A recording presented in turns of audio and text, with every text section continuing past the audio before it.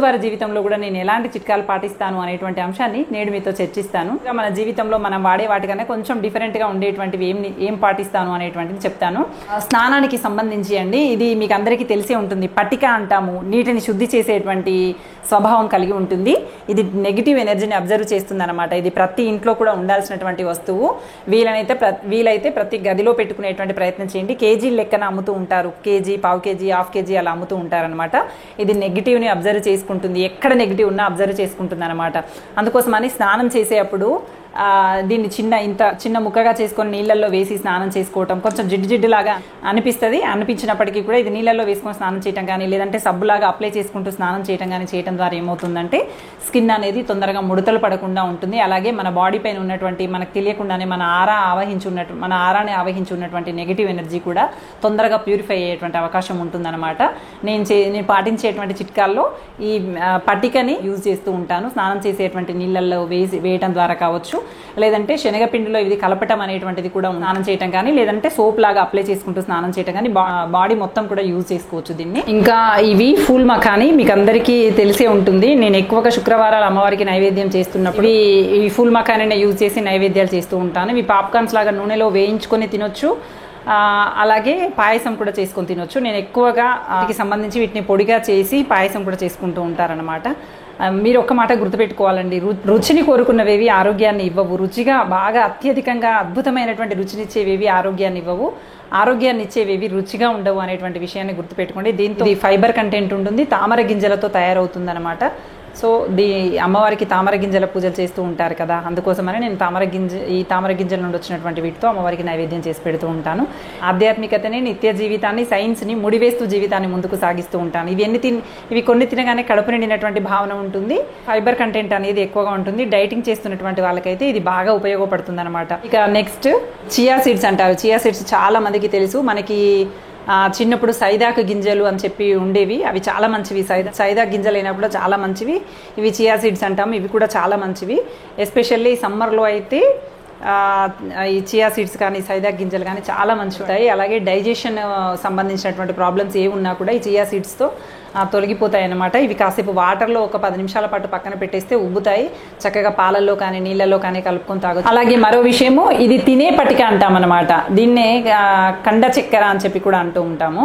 స్వీట్స్లో దేవుడికి నైవేద్యాలు ఉండేటప్పుడు దీన్ని రిప్లేస్ చేసినట్లయితే ఇది చాలా ఆరోగ్యానికి చాలా మంచిదన్నమాట. స్వీటే ఉంటుంది, షుగర్ లాగే గ్లూకోజ్ పర్సంటేజే ఉంటుంది, కానీ ఆరోగ్యంగా ఉన్నటువంటి వాళ్ళకి, అంటే షుగర్ లేకుండా ఆరోగ్యంగా ఉన్నటువంటి వాళ్ళకైతే ఇది చలువ చేస్తుంది, చాలా ఆరోగ్యంగా ఉంటారు.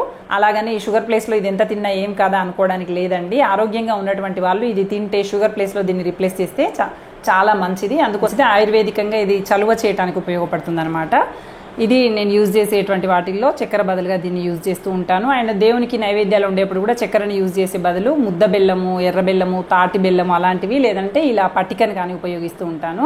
స్నానం చేసేప్పుడు ఉపయోగించేటువంటి పటిక వేరు, తినేటువంటి పటిక వేరు, రెండు ఒకటి కాదండి, రెండు వేరు వేరు అని గమనించుకోండి. ఇక్కడ ఫ్లాక్ సీడ్స్ మీకు అందరికీ తెలిసిందే. ఫ్లాక్ సీడ్స్ అనేవి కూడా నేను నిత్యం ఉపయోగిస్తూ ఉంటాను. ఇవి పెయిడ్ ప్రమోషన్స్, బ్రాండ్ ప్రమోషన్స్ అనుకోకండి, అసలు కాదు. ఏ ఫ్లాక్ సీడ్స్ అయినా పర్వాలేదు, ఫ్లాక్ సీడ్స్ యూజ్ చేయండి. ఇవి చాలా మంచిది. ఇందులో కూడా రిచ్ ఫైబర్ కంటెంట్ ఉంటుంది, కానీ ఎక్కువగా తింటే మాత్రం మంచిది కాదు. కాన్స్టిపేషన్ వచ్చేటువంటి అవకాశం ఉంటుంది ఎక్కువగా తింటే. ఇవేంటంటే నానగానే ఉబ్బుతూ ఉంటాయి. ఇవి జుట్టుకు పెట్టినా చాలా మంచి. ఫ్లాక్ సీడ్స్ అంటూ ఉంటారు, వీటిని అవిసె గింజలు అని కూడా అంటూ ఉంటారు అనమాట. ఇవి నానపెట్టి జుట్టుకు పెట్టినా మంచివే. తక్కువ పర్సంటేజ్లో, అంటే 1 టేబుల్ స్పూన్ మాత్రమే రోజుకి కన్జ్యూమ్ చేయాలన్నమాట. ఎక్కువగా తీసుకోకూడదు. కానీ ఇందులో ఒమేగా 3 ఫ్యాటీ యాసిడ్స్ ఉంటాయి, చాలా మంచిది ఆరోగ్యానికి. డ్రై ఫ్రూట్స్తో పాటు వీటిని కలిపి లడ్డూల్లాగా చేసుకొని తినవచ్చు, లేదంటే ఇది వేయించి పౌడర్గా కొట్టుకొని కూడా మనము లస్సీల్లో కానీ, లేదంటే ఏదైనా ఫ్రూట్ సలాడ్ అలాంటి వాటిలో కూడా కలుపుకొని, రైతాలో కూడా కలుపుకొని తినొచ్చు. వీటికి సంబంధించినటువంటి రెసిపీస్ అన్నీ కూడా నేను మీకు ఒకసారి పరిచయం చేసేటువంటి ప్రయత్నం చేస్తాను. ఒకవేళ మీకు కావాలనుకుంటే కింద కామెంట్ చేయండి, నాకు ఎలా యూజ్ చేయాలి ఏంటి అనేది మీకు కనుక కావాలనుకుంటే కింద కామెంట్ చేయండి. యూట్యూబ్లో ఎన్నో కనిపిస్తూ ఉంటాయి, కానీ అందరికీ అన్నీ సరిపడవండి.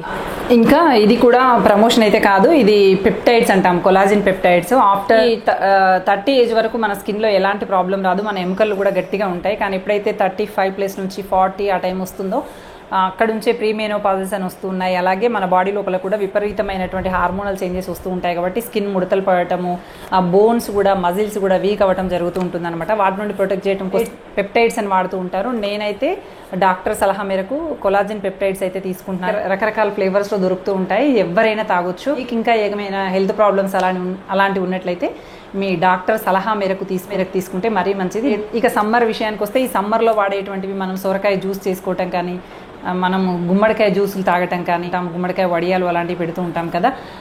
అలాగే ఫ్రూట్ సలాడ్స్ చేస్తూ ఉంటాము. సగ్గుబియ్యం పాయసాన్ని ప్రిఫర్ చేయండి మీరు ఎక్కువగా సేమియా పాయసం కన్నా. సగ్గుబియ్యం చాలా మంచిది హెల్త్కి. ఆ సగ్గుబియ్యం పాయసం అలాంటివి చేసినప్పుడు గోండ్ కటూరి అంటాం అనమాట. ఇది చాలా మంచిది హెల్త్కి. ఇది నెయ్యిలో కాస్త వేయించగానే ఉబ్బుతుంది. దీన్ని స్వీట్స్లో వేయటము, డ్రై ఫ్రూట్స్ లాగా ఎలాగైతే ఉంటుందో అలాగ వేయటము. అలాగే ఎడిబుల్ గమ్ అని చెప్పి, ఇది కూడా గోండ్ కటూరి లాగే ఉంటుంది. ఎడిబుల్ గమ్, ఇది గోల్డ్ కటూరి. ఇవి రెండు కూడా హెల్త్కి చాలా మంచివండి, ఎస్పెషల్లీ సమ్మర్లో. దీన్ని నీళ్ళల్లో నానబెట్టినట్టయితే ఉబ్బుతుంది. ఇది తర్వాత మనం స్వీట్స్లో ఏదైతే స్వీట్ రెసిపీస్ ఉంటాయో అందులో కలిపేయటము. ఇదైతే నెయ్యిలో వేయించితే ఉబ్బుతుంది. ఇది కూడా స్వీట్స్లో కలిపేయడం. ఈ రెండు రకాలుగా వాడుకోవచ్చు. మీకు ఇంకా వీటికి సంబంధించి ఇవి ఏవి పెయిడ్ ప్రమోషన్స్ అయితే అసలు కాదు, నేను యూజ్ చేసేటువంటివి మాత్రమే మీకు చెప్తున్నాను. యూజ్ చేసేటువంటి కొన్ని అంశాలను మాత్రమే మీకు పరిచయం చేశాను.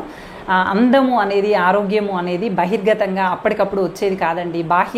బాహ్యమైనటువంటి అందమే కాదు. అందం అనేది అంతర్గతంగా, మానసికంగా పూర్తి ఆరోగ్యవంతంగా ఉంటూ చిరునవ్వుతో వచ్చేటువంటి అందాన్ని అందంగా చెప్తాము తప్ప ఏవో ఫేస్ క్రీములు రుద్దుకోవటం వల్లనో, ఫేషియల్స్ చేయించుకోవటం వల్లనో వలన వచ్చేటువంటి అందము తాత్కాలికమైనటువంటిది.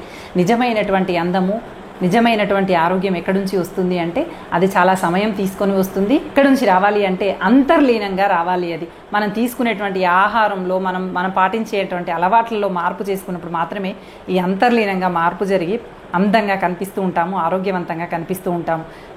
ఫాస్ట్గా రిజల్ట్ కావాలనుకుని చేసేటువంటి ప్రయోగాలన్నీ అంతే ఫాస్ట్గా మనకి నెగిటివ్ రిజల్ట్స్ కూడా చూపిస్తూ ఉంటాయి. అందుకని తొందరపాటుతో నేను అందంగా మారిపోవాలని, తొందరపాటుతో నేను ఆరోగ్యంగా మారిపోవాలనేటువంటి ఉద్దేశంతో మీరు ఏ నిర్ణయం కూడా తొందరపడి తీసుకోకండి. దేనికైనా సమయం కావాలి. సమయం తీసుకొని మాత్రమే సాధ్యమవుతుంది. నీరు సరిగా తాగటము, సరైనటువంటి ఆహారాన్ని తీసుకోవటము, సున్నిపిండి లాంటి వాటితో స్నానాలు చేయటం, ఇలాంటివి మాత్రమే మనల్ని పూర్తిగా శాశ్వతంగా అందంగా ఉంచుతాయి అనేటువంటి విషయాన్ని అర్థం చేసుకోండి. ఇక ఆరోగ్యంగా ఉండటం అనేటువంటిది మన క్రమశిక్షణ, మన ఆహారపు అలవాట్లు, మనము మానసికమైనటువంటి ఒత్తిడులు, వీటన్నిటిపైన ఆధారపడి ఉంటుంది. నేనేమి పూర్తిగా ఆరోగ్యంగా ఉన్నానని కాదు, నాకు కూడా చిన్న ఒత్తిడులు, చిన్న ఆరోగ్య సమస్యలు అనేవి ఉన్నాయి. కానీ నేను వాటిని జయిస్తూ ఏ విధంగా ముందుకు వెళ్తున్నాను అంటే ఇదిగో నా ఆహారపు అలవాట్లు నాకు ఆరోగ్యవంతంగా, అందంగా, చైతన్యవంతంగా ముందుకు నడిపిస్తూ ఉన్నాయి. ఇవి నేను నా జీవిత విధానంలో పాటించేటువంటి కొన్ని చిట్కాలు. ఇలాంటి వీడియోలని మోటివేషన్ ఛానల్లో పెడితే బాగుండదు కాబట్టి దీనికోసం సపరేట్గా ఛానల్ తీసుకొస్తే బాగుంటుందేమో అనేది నా ఉద్దేశం. మరి మీరేమంటారో కామెంట్ సెక్షన్లో తెలియజేయండి. Thank you for watching. Bye.